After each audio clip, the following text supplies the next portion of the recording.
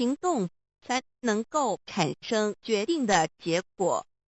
莎士比亚爱情，它会随着全身的血液，像思想一般迅速通过了五官四肢，使每一个器官发挥双倍的效能。它使眼睛增加一重明亮。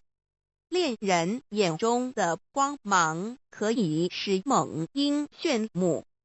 恋人的耳朵听得出最为细的声音，任何鬼祟的奸谋都逃不过他的知觉。恋人的感觉比带壳瓜牛的触角还要微妙灵敏。恋人的舌头是善于辨味的。巴丘斯希腊酒神显得迟钝。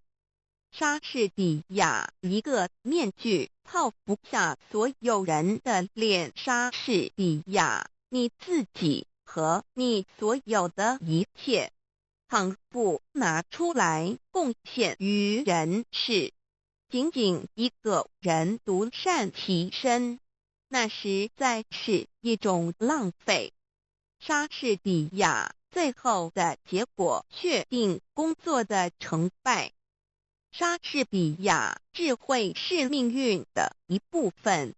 一个人所遭遇的外界环境是会影响他的头脑的。莎士比亚，我们做的坏事往往因为正好迎合下等人的口味，就被他们高声夸奖，说成是我们办的好事。莎士比亚志向不过是几亿的努力，生气勃勃地降生，但却很难成长。莎士比亚